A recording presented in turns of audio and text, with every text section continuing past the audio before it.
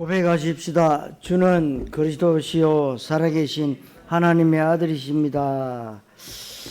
더 한번 고백합니다. 언약의 흐름 따라가겠습니다.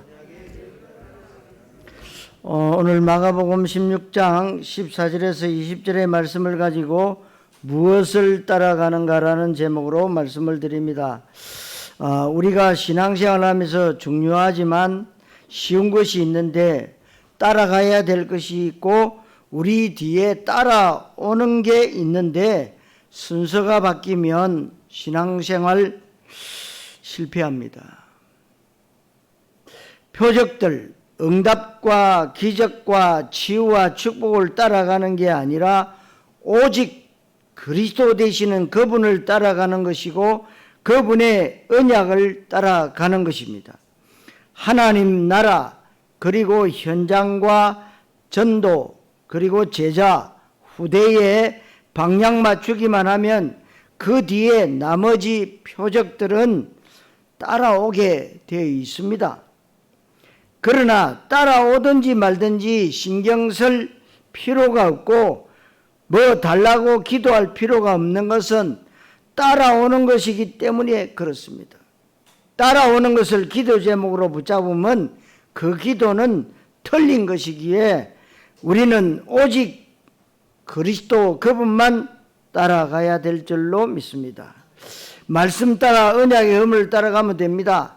그리고 우리는 현장 그리고 전도, 제자 후대, 렘트 비전, 세계복음화에 방향 맞추고 가면 그 다음엔 신경 쓸 필요가 없습니다. 돈이나 건강이나 자식이나 사업 문제 기도할 필요가 없는 것은 그건 우리가 추구하고 따라가야 될 목표가 아닙니다. 이게 간단한 것 같지만 이 부분에 조금 답을 얻으면 모든 신앙생활의 갈등과 궁금증이 해결될 것입니다. 많은 사람들이 신앙생활하면서 이런 갈등과 궁금증이 있을 겁니다. 하나님, 제가 뭘 그렇게 잘못했다고 저한테 벌 주십니까? 왜 제가 이렇게 지극정성으로 기도하는데 응답 안 주십니까? 하나님, 왜 내 사업을 빨리 일으켜 주지 않습니까? 그리고 저한테 돈 필요한 거 아시지 않습니까? 돈 좀 주십시오. 그리고 빨리 병 고쳐 주셔서 건강 회복해서 힘있게 복음 증거하게 해 주십시오. 이렇게 기도하는데 전부 다 틀린 기도. 이런 기도할 필요가 없다 이 말입니다. 복음과 전도만 기도하면 되고 거기에만 방향 맞추면 그 나머지 것들은 하나님께서 작업하시기 시작합니다. 그래서 우리는 하나님께 방향 맞추고 하나님은 우리한테 방향 맞추고 우리는 하나님 나라를 향해서 가고 하나님은 우리 뒤에 표적이 따라오게 하고 그래서 하나님이 언약을 성취하는 것을 우리는 보고 누리고 감상하면 되는 겁니다. 지금 수많은 사람들이 신앙생활을 하면서 이 간단하지만 중요한 원리를 알지 못해서 신앙생활에 실패하는 경우가 굉장히 많습니다. 지금 수많은 사람들이 신앙생활 왜 실패하느냐? 결국은 표적을 따라가기 때문에 그렇습니다. 오늘 말씀을 보시면서 여러분들의 동기를 점검해 보시고 내 목표와 방향을 점검하시는 귀중한 시간이 되시기를 그리스도이신 예수님 이름으로 축원합니다. 절대로 무가치한 것을 따라가는 인생입니다. 지금 실제로 사람들은 뭔가를 추구합니다. 인간이라는 존재는 무엇인가를 추구하는 존재인데 인간은 땅의 것을 추구하면 안 됩니다.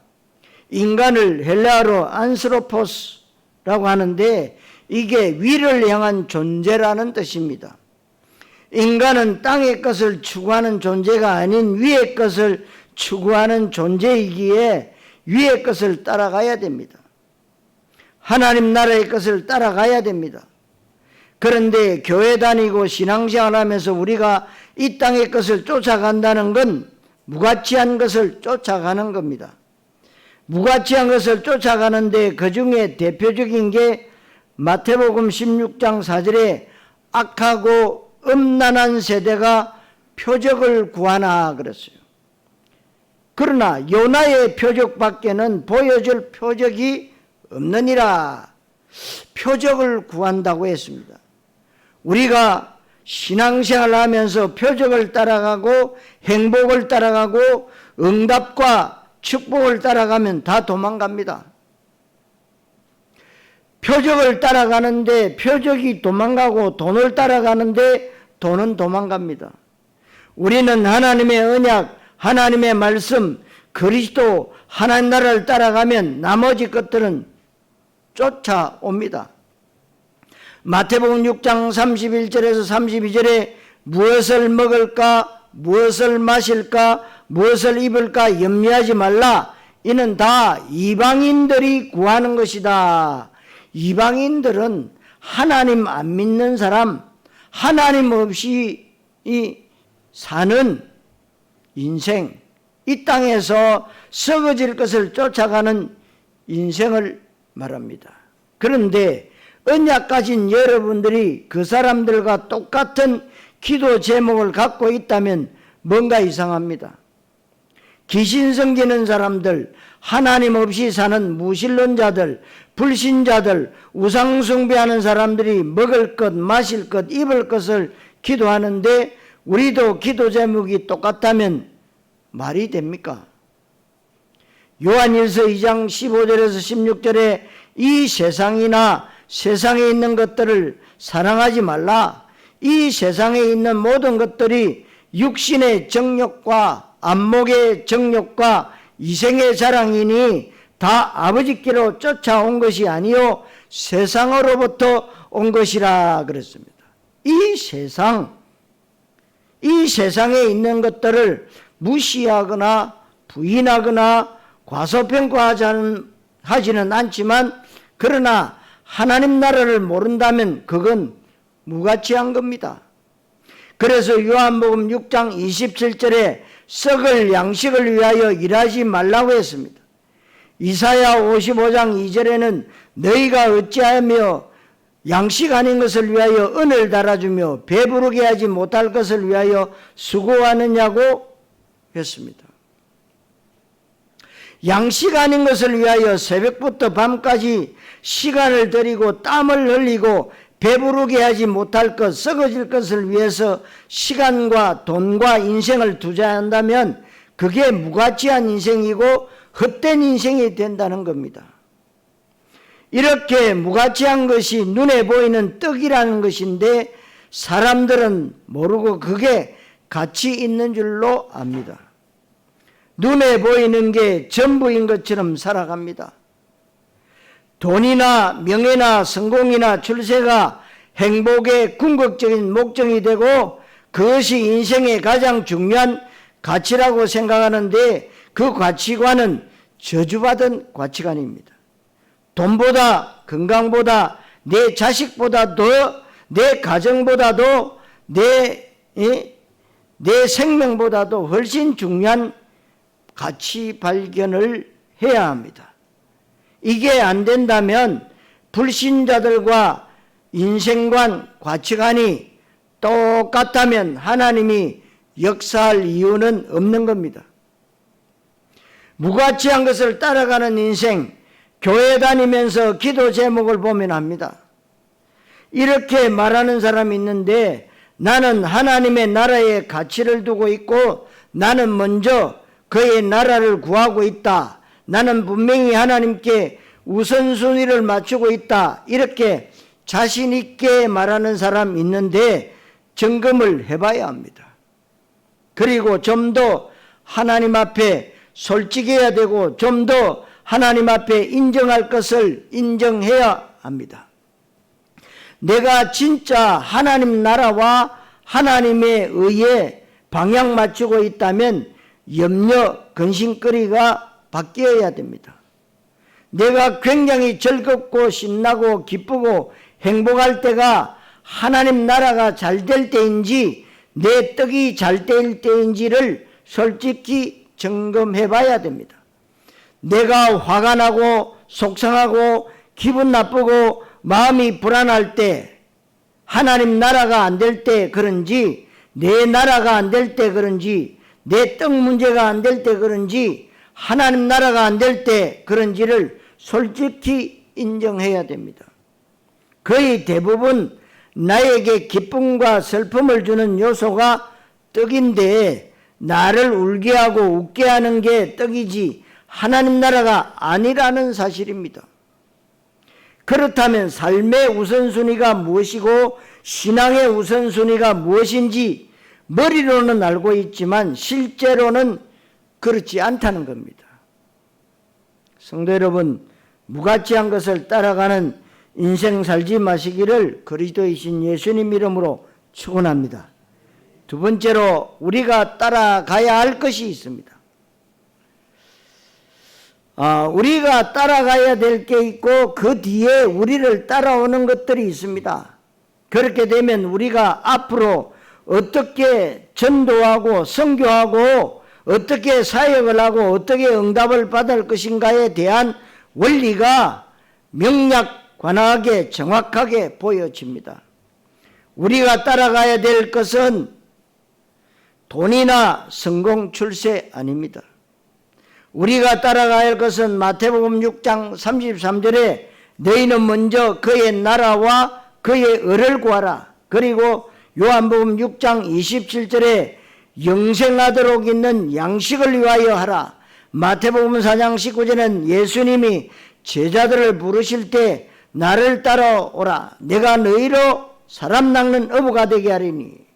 어부 되려고 애쓸 필요 없이 예수님 따라가니까 사람 낚는 어부가 되어지는 겁니다. 여호수아 3장 3절에도 언약궤 맨 제사장들을 따라가는데 요단강이 갈라집니다. 여리고가 무너집니다. 가나안 땅이 정복되는 겁니다. 언약궤 맨 제사장 뒤를 따라가면 됩니다. 지금도 하나님의 말씀은 흘러간 과거 말씀이 아니고 성취되고 현재 진행형으로 세계복음화를 향해 가고 있습니다. 이 언약의 말씀의 흐름을 따라가면 되는 겁니다. 그리고 오늘 성경 말씀에 믿는 자들에게는 이런 표적이 따르리니 믿는 자가 먼저 되어야 됩니다. 믿음을 따라가는 겁니다. 그리고 14절에 믿음 없는 자를 예수님께서 꾸짖으셨다고 했습니다. 15절에는 온 천하에 다니며 만민에게 복음을 전파하라. 우리가 따라가야 될 게 복음 전파입니다. 전도, 선교, 하나님 나라, 세계복음화, 이게 우리가 따라가야 될 것입니다. 그리고 16절에 믿고 세례를 받는 사람은 구원을 얻을 것이요. 우리가 따라가야 될 방향은 구원과 복음과 생명과 영생과 하나님의 나라, 전도와 제자와 후대와 렘트, 세계복음화, 이게 따라가야 할 내용입니다. 성도 여러분, 생명 살리는 증인 되시기를 그리스도이신 예수님 이름으로 축원합니다. 세 번째로 우리 뒤에 따라오는 것이 있습니다.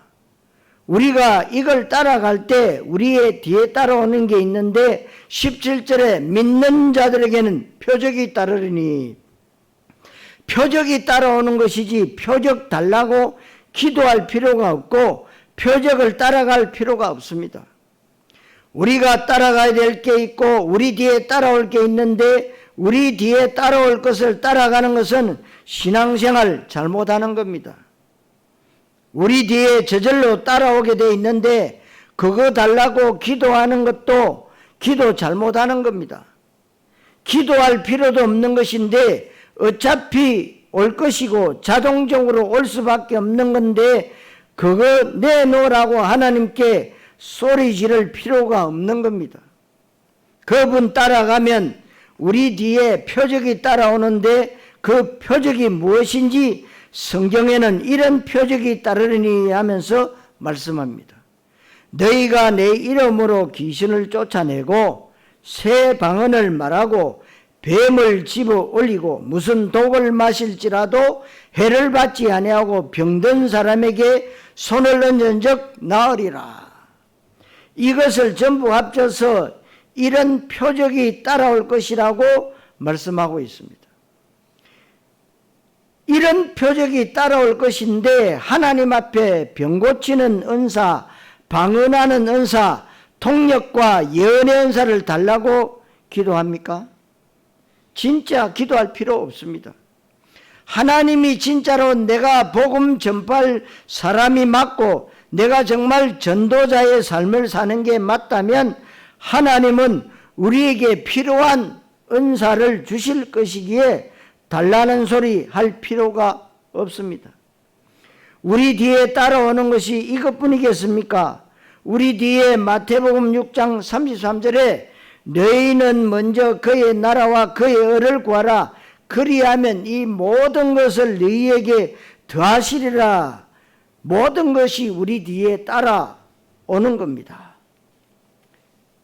여러분들이 복음과 전도의 모든 방향을 맞추고 그것이 바빠서 건강관리할 시간이 없고 몸에 좋은 음식만 가려 먹을 수도 없고 하나님 나라의 일을 하다 보니까 거기에 신경이 쓰여서 심지어 운동할 시간도 없을 정도일지라도 디모데전서 4장 4절 5절에 감사함으로 모든 음식을 받으면 버릴 것이 없다고 했는데 왜냐하면 하나님의 말씀과 기도로 음식조차도 거룩해지기 때문입니다.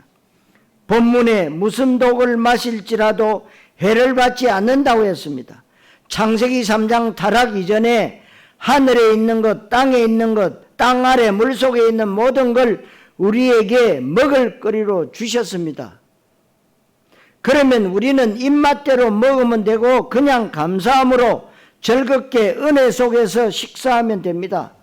하루에 커피 몇 잔 마셔야 될까 고민할 필요가 없고 아무 상관없습니다.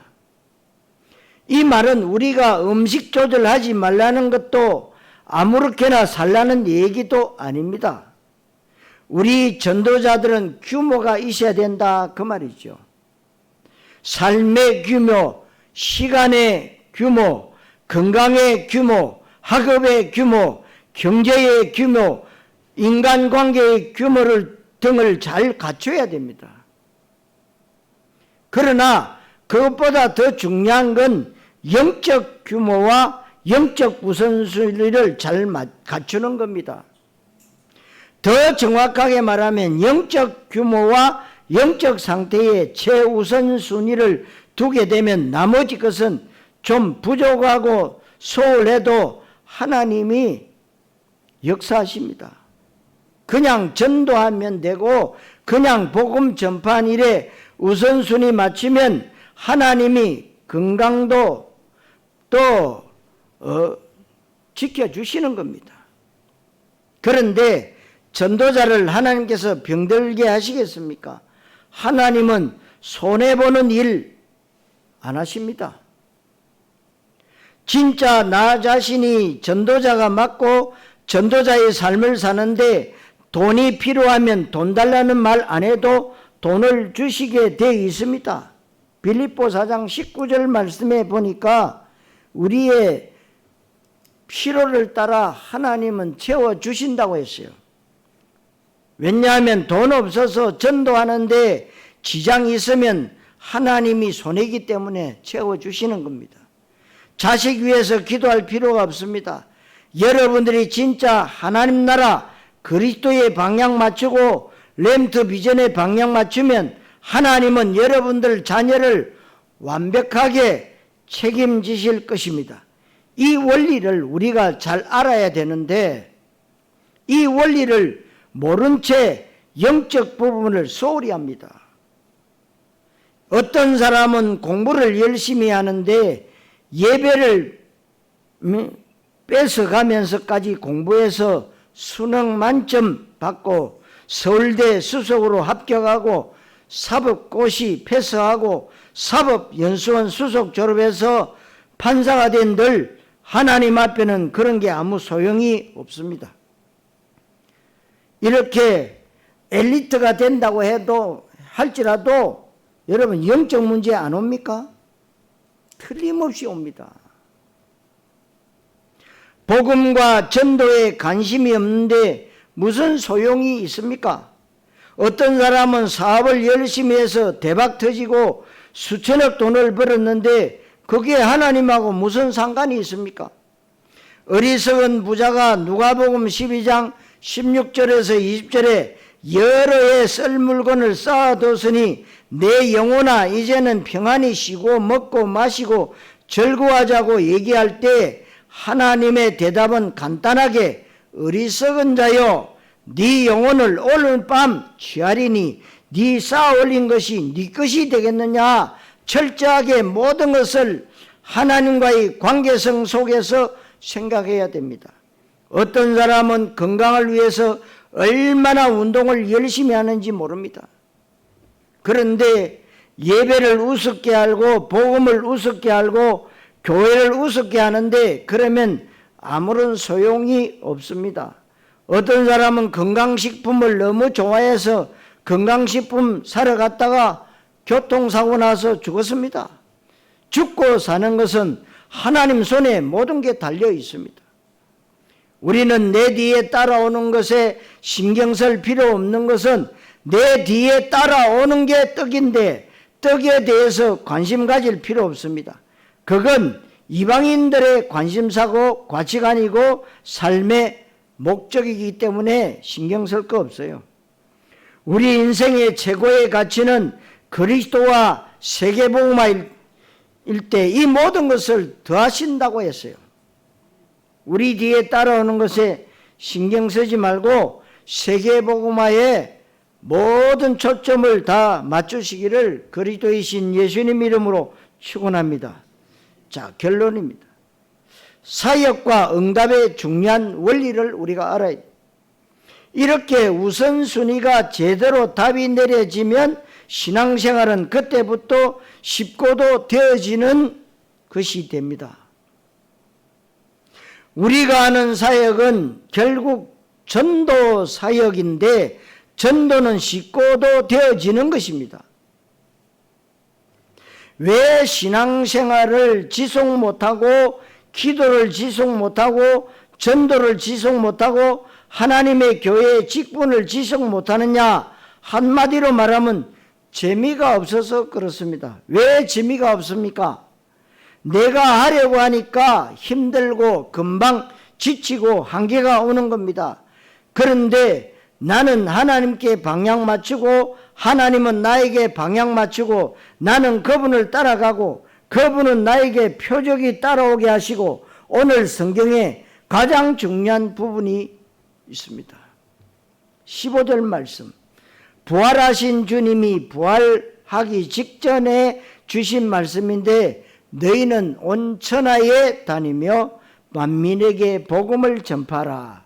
예수님이 부활 직전에 직접 말씀하셨습니다. 그랬더니 20절에 제자들이 나가 두루 전파할세 이겁니다. 어느 정도로 중요하느냐면 예수님의 말씀이 만민에게 복음을 전파하라는 말씀이 떨어졌습니다. 그랬더니 제자들이 나가서 두루 전파했습니다. 하나님의 말씀 앞에 믿음의 액션을 취한 겁니다. 말씀을 귀로만 듣는 게 아닙니다. 어느 정도로 전도하면 되느냐 하면 전도할 마음만 먹으면 됩니다. 전도의 중요성을 알면 되고 전도의 비밀이 무엇인지 알면 되고 전도하는 흉내만 조금 내도 됩니다. 왜 그렇습니까? 우리는 전도 능력이 없기 때문입니다. 우리가 일평생 전도해봤자 얼마나 하겠습니까? 몇 명이나 전도할까요? 우리가 죽을 때까지 전도해봤자 동네 복음화는 하겠습니까? 그것도 안 됩니다. 우리는 하나님의 말씀이 떨어졌기 때문에 그 말씀 앞에 믿음의 반응을 보여야 되는 겁니다. 믿음의 액션을 취하는 흉내만 조금 내도 됩니다. 제자들이 나가서 두루 전파했는데 어마어마한 기적을 일으키고 많은 사람을 전도하고 영접시키고 제자 찾고 한 게 아닙니다. 제자들이 나가 두루 전파할세 주께서 함께 역사하사, 이게 중요합니다. 우리는 말씀 앞에 믿음의 반응을 보이고 액션을 취했을 뿐인데 예수님께서 일하시기 시작합니다. 그래서 전도는 내가 하는 게 아닙니다. 신앙생활도 내가 하는 게 아닙니다. 기도도 내가 하는 게 아닙니다. 주님께서 되어지게 하시는 겁니다. 20절에 주께서 함께 역사하사 그 따르는 표적으로 말씀을 확실히 증언하시니라.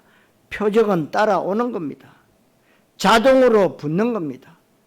제자들한테 증언하신다고 하지 않았습니다. 예수님이 증언하신 겁니다. 예수님이 말씀을 확실하게 증언하신 겁니다. 이게 사역의 원리입니다. 이게 바로 종교적 신앙과 언약적 신앙의 차이점입니다. 왜 신앙생활하면서 힘들다고 느껴지고 포기합니까? 재미가 없기 때문입니다. 왜 재미가 없습니까? 내가 하면 피곤하기 때문에. 피곤하면 재미없습니다. 재미있는 것은 지속할 수 있습니다. 왜 많은 사람들이 운동하다가 중간에 포기합니까? 왜 많은 사람들이 의학 공부를 하다가 포기합니까? 왜 신앙생활을 중간에 포기합니까? 재미가 없기 때문입니다. 왜 재미없습니까? 종교적 신앙생활을 하기 때문에 재미가 없습니다. 오늘 성경의 중요한 원리를 모르기 때문에 재미없습니다. 이 중요한 원리를 알면 신앙생활은 너무나도 즐겁고 행복하고 재미있고 기대되는 것은 내가 하는 게 아니기 때문에 재미있는 겁니다. 하나님이 하시는 걸 감상하는 것이 신앙생활이라고 그랬습니다. 신앙생활은 내가 뭘 하는 게 아닙니다. 나는 언약 붙잡고 언약의 흐름을 따라가는데 하나님은 내 뒤에 표적이 따라오게 하시는 겁니다. 언약 붙잡은 나에게 하나님은 언약을 이루어 가십니다. 그렇다면 나는 하나님이 어떻게 나를 통해서 언약을 이루시는지를 보고 감상하고 누리면 되고 하나님 하실 일이 기대하시면 되는 겁니다. 오늘 본문에 예수님께서 말씀을 확실히 증언하신다고 했습니다. 말씀 앞에 믿음의 반응을 보일 때 그렇습니다. 말씀 앞에서 믿음의 액션을 취할 때, 진짜 하나님께 방향 맞출 때, 하나님의 나라와 하나님의 의에 인생의 목표를 둘 때 예수님이 일하기 시작합니다. 만약에 이 원리가 안 되면 예수님이 일할 수가 없습니다. 예수님이 일을 안 하니까 내 능력과 방법과 내 수준의 범위 내에서 해야 되기 때문에, 그래서 반드시 100% 확실하게 중간에 포기하는 것이고, 신앙생활은 힘들고 어렵고 되어지지 않고 교회 다녀봤자 소용없다는 걸 결론을 내리고 교회를 떠나는 겁니다. 지금 현장에 가보면 교회 다니다가 교회 떠난 사람들이 다 이렇게 떠난 겁니다. 그러면서 나도 믿어봤다 이럽니다. 믿은 게 아니죠. 댕긴 거죠.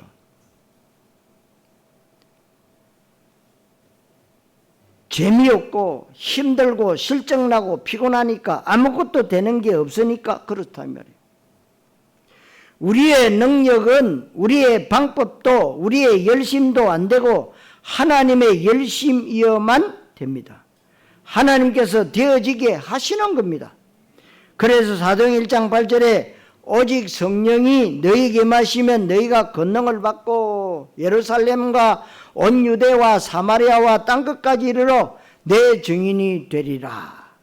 우리는 성령 충만 받으려고 하면 됩니다. 예수님의 감람산 언약의 인생의 해답과 결론을 내리면 됩니다. 그러면 땅끝까지 증인 되리라고 했습니다. 성경은 전부 되어지는 것을 말씀하고 있습니다. 성경 말씀은 그의 명령형으로 되어 있는데 하라, 하지 말라가 대부분입니다. 그런데 이걸 명령형으로 보면 내가 주체가 됩니다. 잘 들으셔야 돼요. 내가 명령을 실천해야 되는 게 종교이고 율법입니다. 그러나 성경 말씀은 약속형입니다. 이 성경은 예수님 오시기 이전의 약속이 구약입니다. 예수님 오신 이후의 약속이 신약이기 때문에 성경 전체는 하나님의 약속, 언약의 말씀입니다. 이걸 잘 깨달으시기를 바랍니다. 그렇다면 우리는 약속을 잘 붙잡아야겠구나. 약속 잘 붙잡은 사람에게 하나님은 약속을 잘 지키신다는 걸 깨달으면 됩니다. 예를 들어서 기도하라, 명령형입니다. 기도하기 싫어도 내가 기도해야 되는구나 하고 억지로 기도하는데 아닙니다. 기도하라는 명령 속에는 기도 응답을 반드시 주시겠다는 약속이 들어있는 겁니다. 모든 민족을 제자 삼으라 명령형입니다. 예수님의 지상 명령 아닙니다. 신학자들은 마태복음 28장 18절에서 20절의 말씀을 지상 최대의 명령이라고 하는데 복음적으로 볼 때 지상 최고의 약속입니다. 모든 민족을 제자 삼으라는 말은 모든 민족 가운데 제자를 준비해 놓겠다는 예수님의 약속입니다. 그러면 우리는 모든 민족을 제자 삼으라는 말씀을 붙잡고 237, 5천 종족에 방향 맞추고 가면 됩니다. 그러면 하나님이 모든 민족 가운데 예비된 제자를 만나게 하시는 겁니다. 두려워하지 말라, 감사하라, 항상 기뻐하라 명령형입니다. 그런데 성경에 감사하라고 했으니까 감사하지 않아도 감사하고 기뻐하라고 했으니까 신경질 나도 억지로 기뻐하는 게 종교예요. 두려워하지 않아도 될 만큼 하나님이 책임지시겠다는 약속입니다. 기뻐하고 감사할 수밖에 없을 만큼 모든 걸 응답 주시겠다는 하나님의 약속입니다. 약속으로 붙잡느냐 명령으로 붙잡느냐가 중요합니다. 여러분, 약속으로 붙잡으면 복음이에요. 명령으로 붙잡으면 종교예요. 신앙생활하는 것은 하는 것이 아니고 되어지는 것입니다. 신앙생활은 억지 부담과 종교적 의무감과 율법적 동기, 기복적 목적을 가지고 하는 게 아닙니다. 신앙생활은 평안과 안식과 누림이고 하나님이 하시는 것을 감상하는 것입니다. 우리 인간의 의라는 건 더러운 옷과 같다고 했습니다. 이 땅에 의는 하나도 없다고 했습니다. 인간의 의나 공로로 구원받을 수 있는 것은 조금도 없고 구원받는 것은 전적인 하나님의 은혜인 줄로 믿습니다. 이게 바로 은혜의 복음이에요. 행위의 종교가 아닙니다. 그래서 말씀대로 우리는 하나님의 나라, 그리스도, 현장, 전도, 제자, 후대, 세계복음화를 따라가면 됩니다. 그때 하나님 우리 뒤에 실수하지 아니하시고 정확하게 시간표 따라서 모든 것이 따라오게 하십니다. 이것이 신앙생활의 가장 중요한 원리고 응답의 원리고 세계복음화하는 사역의 원리입니다. 그래서 여러분들이 예배에 생명을 거셔야 됩니다. 대면으로 예배를 못 드리는 분들도 비대면으로 생명 거셔야 돼요. 예배가 뭐냐? 여러분들에게 말씀드립니다. 골든타임이에요. 우리의 영혼의 골든타임. 예배했다 안 했다가 아니라 예배의 생명을 걸었느냐 아니냐가 중요합니다. 예배의 생명을 거셔야 돼요. 그게 내 영혼을 살리는 골든타임. 제자들이 나가 두루 전파할세 주께서 함께 역사하사 그러면 나 자신은 나가서 두루 전파할세만 하면 됩니다. 여러분들 일하지 말고 나가라 그 말이 아닙니다. 말씀이 떨어지면 말씀을 붙잡고 문을 열어달라고 기도하시면 됩니다. 그 기도가 우선이에요.